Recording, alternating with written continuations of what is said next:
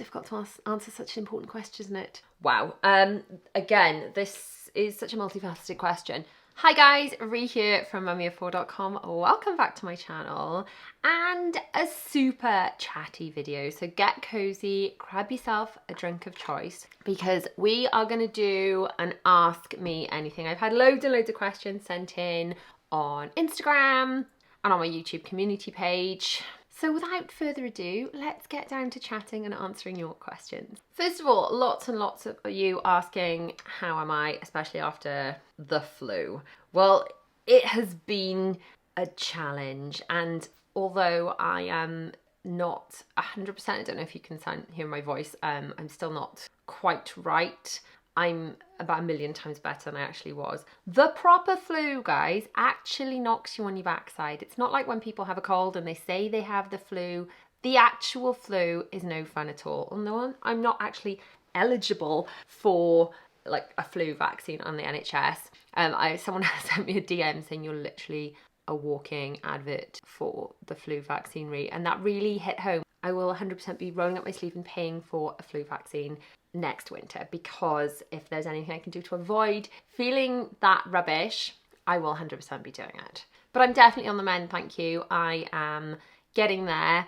I am trying to be kind to myself and rest and do all the things that it's really difficult to do as a mum. All the stuff we know we're supposed to do.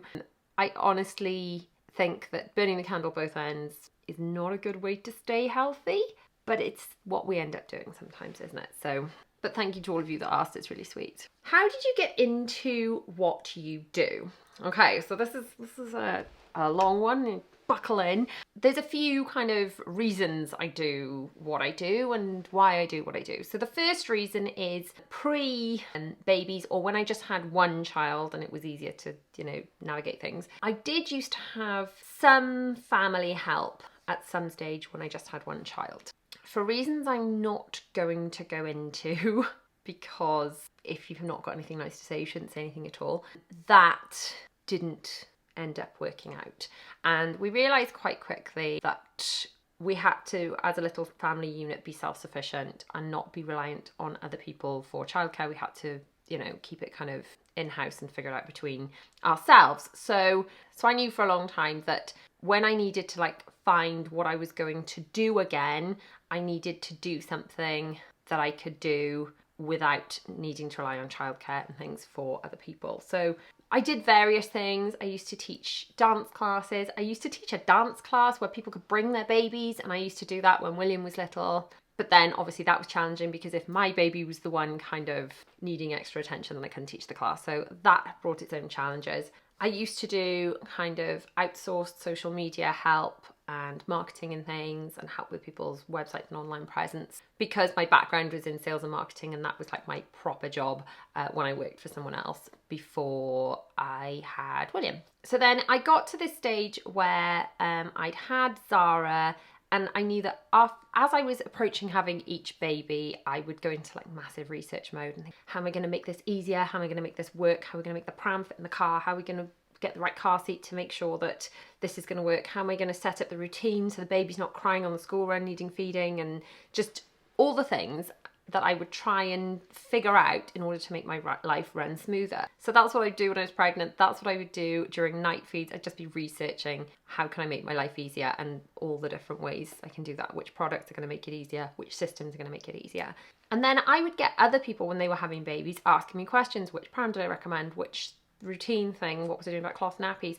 And I'd end up writing these long emails with different links and lists and things to my friends. And then I thought, you know what, maybe I could pull it all together into one place and put that information together into a blog or video or whatever. And then when someone asked me a question, I could just send them that. And then I thought, well, what if there was just one place that all of this information I've had to find out the hard way, I could kind of package and put out? And then what if I could actually do that as a little side hustle, a little something that I could earn money from doing, but also while being around the children? I was already taking about 11 billion photos of the children anyway, but it wasn't kind of being packaged. I kind of felt like I was taking a load of photos, printing them out, and shoving them in the digital version of a shoebox under the stairs rather than ever putting them in nice photo albums. And I felt that through doing what I have ended up doing, then the memories are kind of just still photographed and still videoed the same way I used to, but kind of packaged better so that I'm able to look back on them easier, if that makes sense. So my very long-winded response to this is how I got into it was because I needed to do something. I knew I needed to do something that I could do from home where I was not working for someone else. It became apparent that the more children I had, the less likely I was ever going to be to go and work for someone else. And without that family help, that must be a really difficult thing to do. So for anyone out there that is managing to juggle actually being an employee of someone else and still managing to deal with, like, for example, the children were off on a snow day yesterday, they've got an inset day tomorrow, they had a strike day last week, and they got 2 strike days next week. How are people supposed to deal with all that? I don't know. That is very challenging, which is why I ended up working for myself so that I can choose to work at different times. I mean, it's not that I can choose to not work, but I could choose to work early in the morning, late in the night, on the weekends or whatever, and just work it around, if that makes sense. So the why is 2-part really. The why is because I needed to be able to do something that fit around the children and my family. And the why is because I thought it would be nice if I could put together all the stuff that I wish someone had just told younger me, all the shortcuts that I had to figure out the hard way. So that's kind of where it came from, and it's sort of evolved from there. Obviously, when I first started, I had a very small baby. I was talking about breastfeeding and nappies and nap routines and all those things. And what I'm doing kind of has evolved more into like organisation and mum life. And if I'm honest, sometimes I feel a bit lost and I go through these little crises of confidence about what I am supposed to be talking about in this kind of next phase of mum life. And sometimes I'm like full of video ideas and I know exactly what I should be talking about. And other times I'm just feeling a bit lost. And I'm probably feeling like that a little bit at the moment, if I'm honest, probably partly because I'm under the weather and not feeling as creatively, juices flowing as I should be. So whenever I am feeling a little bit like creatively stuck or not knowing exactly what I should be talking about or what you guys want to hear from me, then the best ideas always come from you guys. So if you've ever got like a video you'd like to see, a question you'd like to ask, please do leave it in the comments, send it in, DM it, email it to me, because I want to create content that you guys want to see. So if you have those questions, chances are other people will have that similar question to you anyway. And chances are that'll be a brilliant video idea. So I'm always grateful for those. And as it happens, a number of questions that you guys have sent in for this Ask Me Anything, I have felt would be really good video ideas. So I'll share some of those and you can let me know as we go through, would you like to see those as full videos? Gosh, I said this was going to be a super chatty one, didn't I? What is your advice for first-time mothers? See, that's a really good example of a video now that I actually probably think would make a really good full video. In short, in brief, if I'd have to just pick one thing to just say off the cuff, it would have to be stop comparing yourself. If you're worried about doing a good enough job, you are a good mother because your heart is in the right place, you are trying your best, and as long as you keep doing that, that's all anyone can ask of you. Stop beating yourself up and stop comparing yourself to other people. If I could sum it up, that would be it in short. However, I actually think this question has made me think about maybe doing a video about advice I would give my younger self. It's made me think of a whole load of advice I would like to say to my teenage self and a whole load of advice I would like to go back and give to my new mum self. Let me know if that's a video that you'd like to see, or those are perhaps 2 separate videos you'd like to see, because that question really has made me think that I probably have quite a lot to say there. How is Dylan getting on in uni? He's loving it. He's loving it. He has actually changed courses. I can't remember if I've shared this in another vlog or not. Anyway, he has changed courses. He was originally doing computer animation.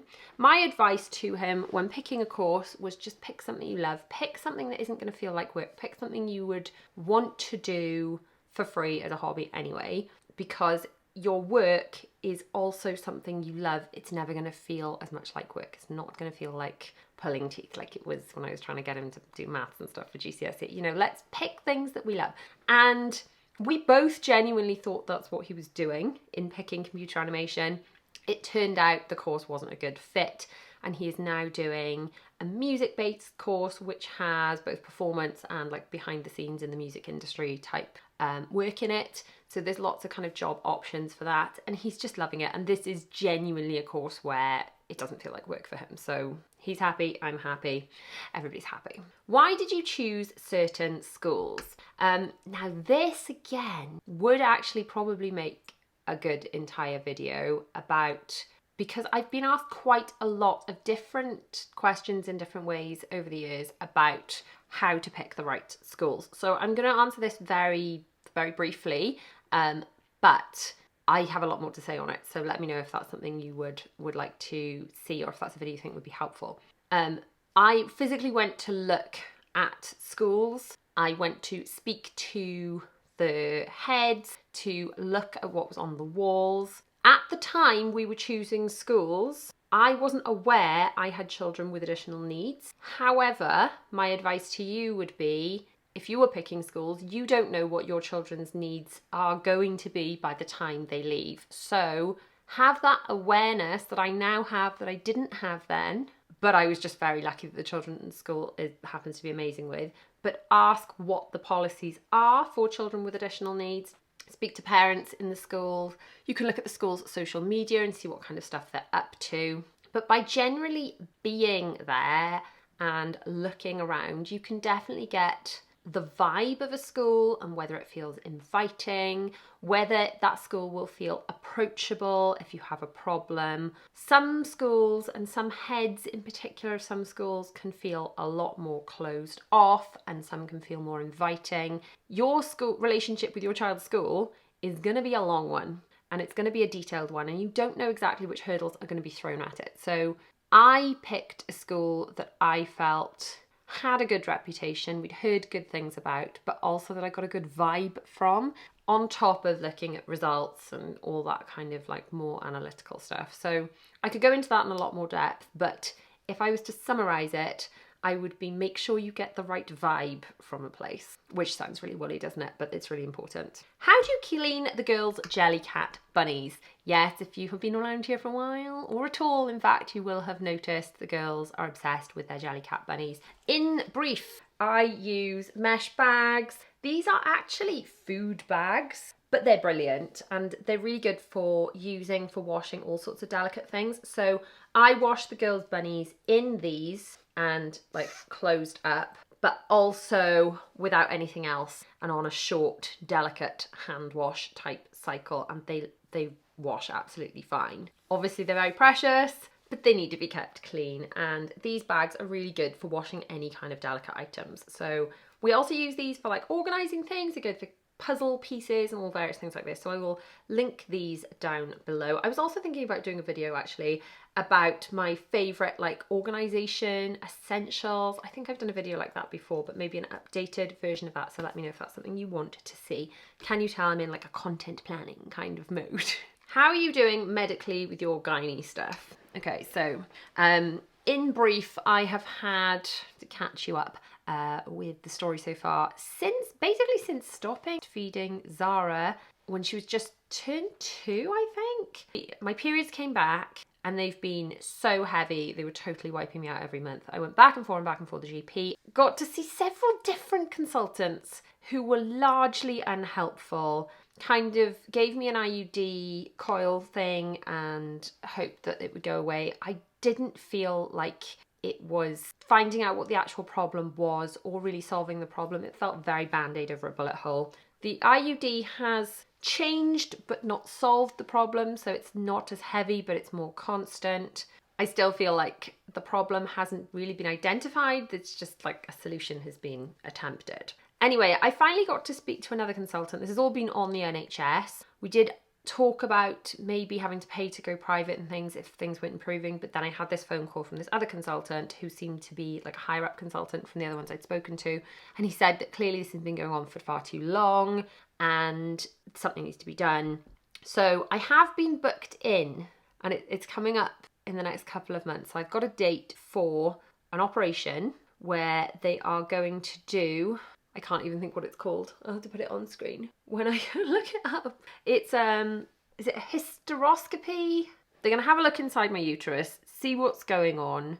If necessary, scrape out the lining of the womb, and then hopefully after probably bleeding for a month after the operation, I won't have any bleeding. I like the idea of this in that they will actually be looking inside to see what's going on, and because I've had so many of you send me your kind of horror stories really of your gynae stuff that I was fobbed off and fobbed off and fobbed off, and then when they eventually looked inside there were all these problems, and those stories are quite scary. So I think knowing how difficult it is when I am not running on all cylinders and I am under the weather, will be comforting to know that whatever the issues are, they will be identified and solved so that I can continue to be healthy in order to look after my family. So am I looking forward to having the operation? No, I've never had a general anaesthetic before. I'm a little bit nervous about that. I'm sure it'll be fine, but I'm not allowed to drive for 3 days afterwards. I'm supposed to have bed rest for 3 days afterwards. So I'm not looking forward to the actual thing, but I am looking forward to it all being solved so that I can function and stop feeling so run down all the time. What is your favourite Easter treat? Difficult to answer such an important question, isn't it? Gotta be Cadbury's cream eggs, isn't it? Followed, close second or joint first, by mini eggs. Love mini eggs. Mini eggs and cream eggs. I think cream eggs, they take the #1 spot. Mini eggs are a very close second though. Are those your real lashes or are they extensions? They look amazing. Thank you. These are actually my natural lashes. So there is some stuff that has happened to make them like this. I did, if you followed me for a while, I did used to have individual lash extensions where literally one eyelash was stuck on one eyelash and I didn't wear any mascara at all, and they always just looked like full and nice. I used to have these mainly because they gave me confidence to not have to wear as much makeup, and I didn't used to worry about picking up the camera or anything, because I always feel like if you've got I've always felt like this anyway, like if I've got like long full curly eyelashes, then I kind of look done, if you know what I mean, and I don't need to wear as much makeup. Anyway, I was having this done for ages and ages, but it's quite time consuming to have to keep going back.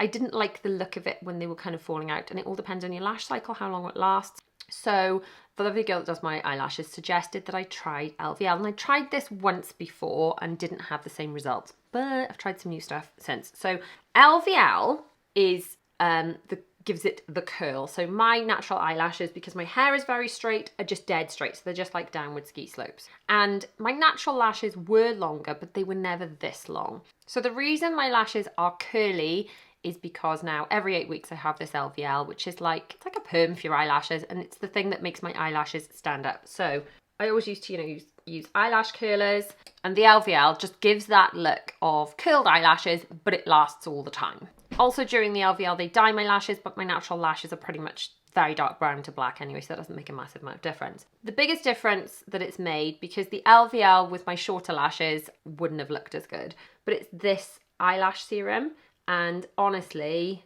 I cannot recommend this stuff highly enough. It is literally like an eyeliner, and all you do, I won't do it now because I've got makeup on, but you just put a swipe on each eye. You just one swipe on each eye, and you just do that once a day. So I do that before bed. This stuff isn't super cheap, but this is the same tube that I've had since last October. I should probably get a new one soon, but there's still plenty in this. It's still got lots in it. So although the curl has been put in by the LVL, the length is my natural lashes. The other thing I can't recommend highly enough is this mascara. It is not a super expensive mascara. I have been using this one for a while now. I did have the non-waterproof version, and in all fairness, it didn't budge that much. But I did move to waterproof because A, it's winter and it rains a lot, and B, my eyes water a lot. Whether I've got a cold and they're watering, or it's the summer and it's hay fever and they're watering, my eyes do water a lot. So waterproof mascara does kind of give me that confidence I'm not going to end up looking like a panda. Even the non-waterproof one really doesn't smudge or budge that much. If you've got curly hair, your eyelashes probably do this anyway. My best friend, I've always been super jealous of her. She has curly hair and her eyelashes naturally curl like this and always look amazing without any kind of LVL or lift or anything. But these two products, and then if you don't want to use LVL or you've got curly lashes already, eyelash curlers, I can highly recommend these. I'll link these again with everything else. It saved me a lot of time in having to go to the salon, and obviously money as well in kind of switching from extensions. How do your kids with ASD cope with being in Disney and it being overwhelming? A few things. So first of all, my children are not that bothered by loud noises. I know a lot of children with ASD are very bothered by loud noises. Zara's probably the most triggered by loud noises, but bizarrely she was more triggered by a local fireworks display that was just bang, bang, bang than she was the kind of constant flow of music and fireworks in Disney. So the noise thing, perhaps from living in such a noisy house anyway, but ear defenders would kind of correct that if that was an issue. And I do take headphones that act as ear defenders with me for if they require them. The biggest thing, and I can't talk for all children with autism, but I can talk for mine, is my children do so much better when they're prepared. So before going, they watch a lot of vlogs, they look at the website over and over, they watch ride walkthroughs, they look at pictures, they watch our old vlogs if we've been before, they watch other people's vlogs if they haven't. And by being prepared, they find it less overwhelming. I involve them in the planning. My children aren't the kind of children that would enjoy a surprise going to Disney today as much as they would enjoy all the prep and the organising that goes into planning a trip. By being involved in all the planning, they find it less overwhelming.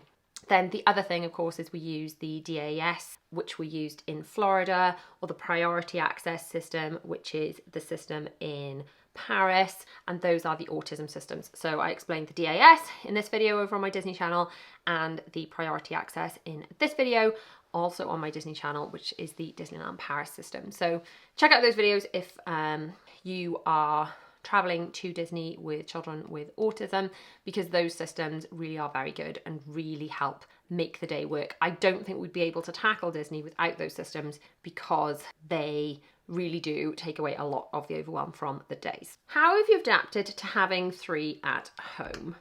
Well, I think this question I would answer the same as with any kind of stage and change of motherhood.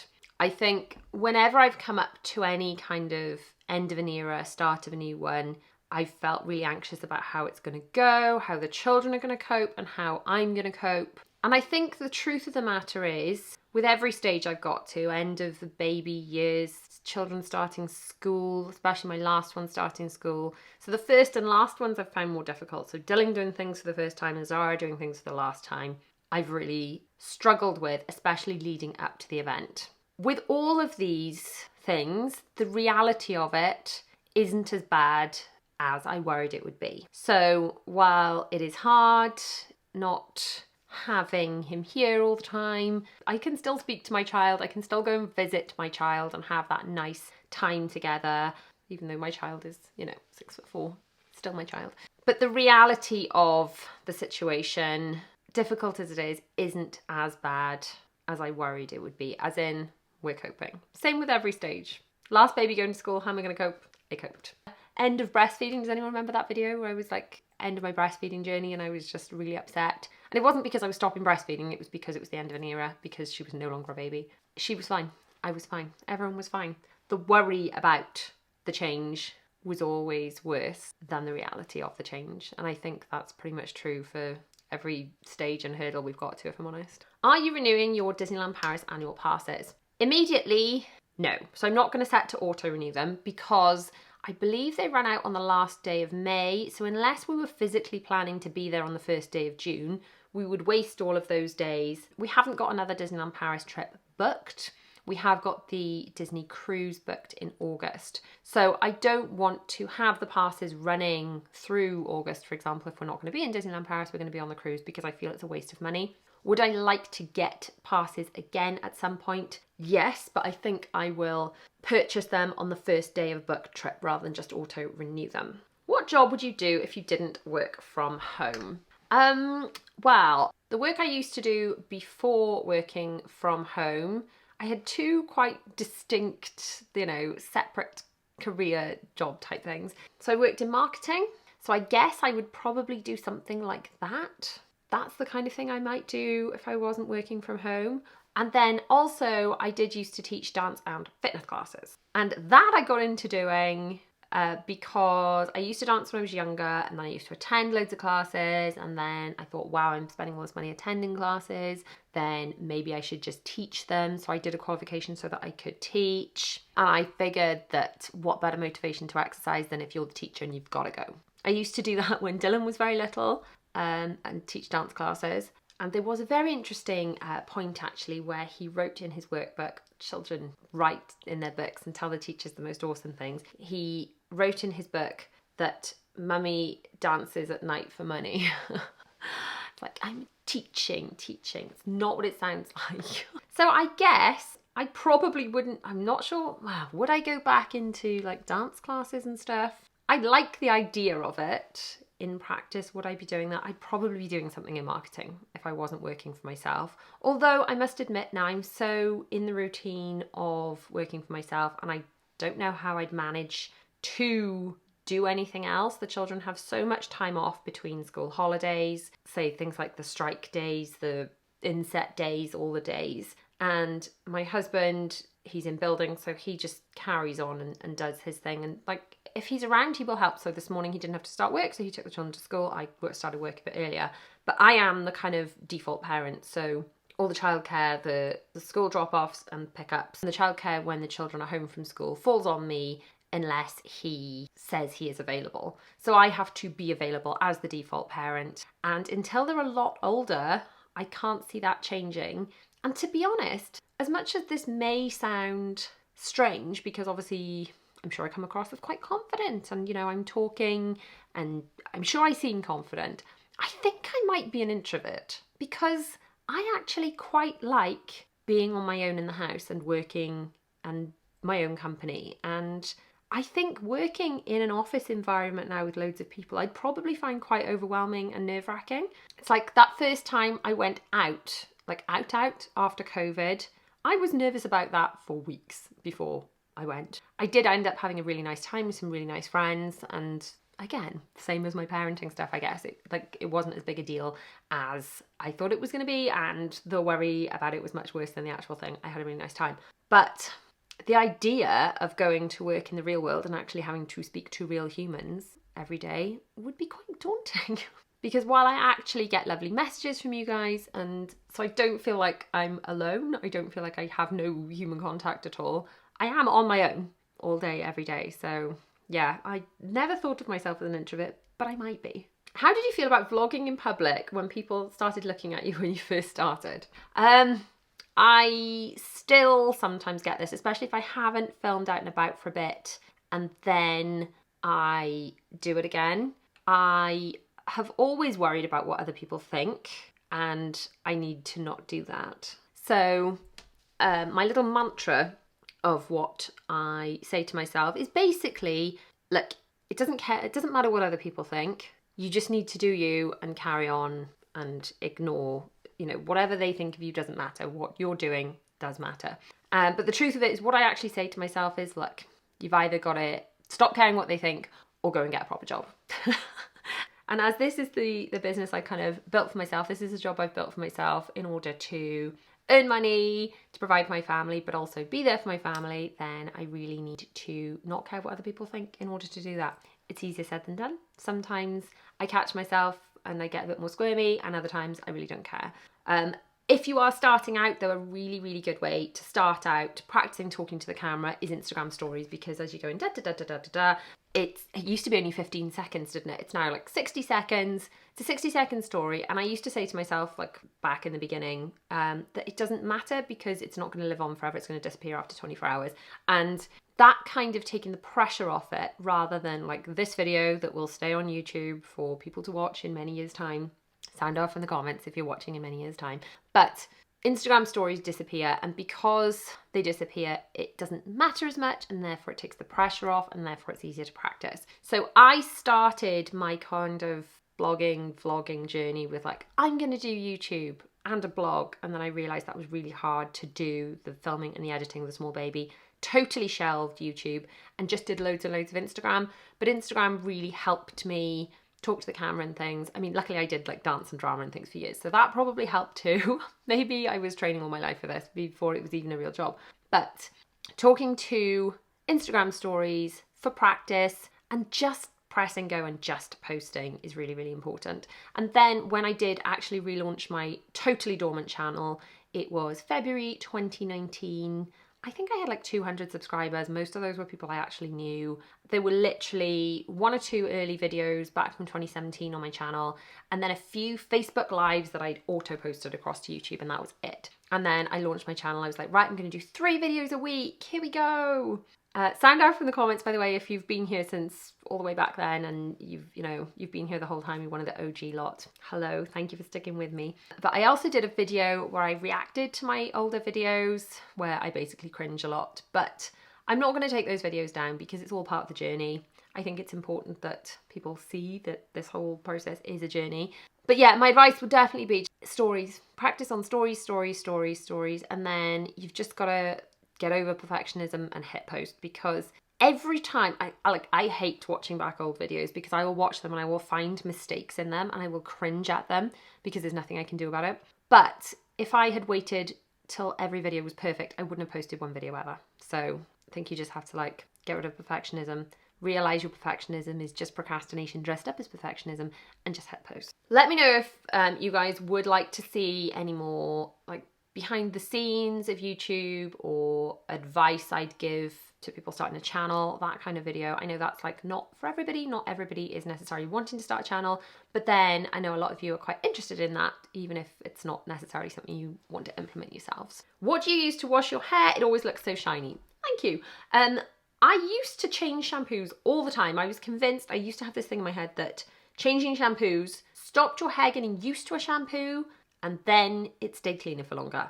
Then when we moved to this house, I was so sick of the clutter in the bathroom, I bought that unit that sticks on the wall that just you top up with shampoo. So I use more of the same shampoos now, purely because I don't want loads and loads of shampoos all in the bathroom. So I'm currently using these and have been for some time. I was using Tresemme till my hairdresser said, please stop using that, it's no good for your hair. I've been using these and been really pleased with them for some time. I'd love some more planning videos. I'm a single mum to 4, teach full time, I'm studying for another degree because I'm insane. Seem to carry all the things we need to do and places to be in my head because I forget to write them down. So an easy how to actually get in the right mindset to plan would be helpful. Would that be a helpful video for everyone else? In short, the best way to plan is to find out what works best for you. That might sound a bit woolly. Basically, are you a paper planner? Are you a digital planner? Do you need a hybrid of the few? Now, the way I like to plan, I've put into this. Ka-ching! Add own product. Basically, I have created a planner because I couldn't find anything that suited the way I like to organise my life with 4 children. So this is the paper copy. I actually use the digital version. I went over it in detail in this walkthrough of my planner video. Now you can buy this, but you don't have to. You can literally just go through that video and take a pen and a blank notebook and write it all out if that's what you want to do, or if you do want to grab this or the ring bound copy or the digital version, you can use all the details below. I was actually thinking about putting together a video about where to get started from scratch with planning, how to plan your life. Is that something that you guys would like to see? What is it like having such a big age gap between Dylan and Zara, and are bigger or smaller age gaps easier? Wow. Again, this is such a multifaceted question. Dylan and Zara get on probably the best out of any of them, because I find the closer they are in age, the more likely they are to bicker. Now, the closer they are in age, the more likely they are to have aligned interests and actually want to do things together. More likely they are to be able to attend the same activities, which obviously logistically is a lot easier. So for example, Zara and Bella can actually go to the same karate session, not just the same, they go to the same dance school, but they go to different lessons. They actually go at the same time, which is obviously easier. But then the 2 children out of my 4 that bicker most are also Bella and Zara. They are either best of friends or at each other's throats. And I think when they're very close in age, you get that a lot. So I think if you had children very close in age, or twins even, the baby stage would be more chaotic because you've got more in nappies and that is very hard work. But as they get older, logistically it would be easier, but then perhaps you'd deal with a lot more friction from them being closer in age. Dylan and Zara don't really have anything in common at all, but because they are so far apart in age, they get on quite well in that they have that patience for each other. Like, William is actually very patient with the girls. I think he has this understanding that they are younger than him. And William is less likely to argue with the girls than the girls are with each other. But then there is a bigger gap between William and Bella than there is between Bella and Zara, for example. In short, big age gaps have their pros and cons. Smaller age gaps have their pros and cons. Like, when I had William, Dylan was in full-time school, and that was easier than when I had Bella, and then I had Dylan in full-time school and William partly at home, partly in school, and all that to juggle. Having multiple children at home that are not in school is a lot to juggle. But then equally, when you have got some children in school, by the time you have other children and it's almost like starting all over again, that brings its own challenges. But then obviously when you are dealing with things like secondary infertility, which I had to deal with, then you don't always get to exactly pick exactly what your age gaps are going to be. And sometimes you end up with bigger age gaps than you anticipated having. What is some really good advice that you've been given that has really stuck with you? Wow. Oh, so this is like a what would I tell my younger self kind of thing, isn't it? Gosh, if I had to just pick one thing. There is so much of it, and so much of it is why I started my channel. So much of it. There's things I'd like to say to my teenage self, there's stuff I'd like to say to my new mum self. If I had to just pick one, it's got to be, not everyone's going to like you. Not everyone's going to agree with you, and that's okay. The sooner you accept that statistically, some people are going to like you, some people are going to be indifferent to you, and some people are not going to like you for whatever reasons that are probably nothing to do with you, that are probably more about them than you. And that's okay. The sooner you accept that, the happier you're going to be. If I could go back and tell myself to stop worrying about what other people thought and actually make that sink in somehow, my life would have been a lot easier. If I could actually make my current self understand that on some days, my life would be a lot easier.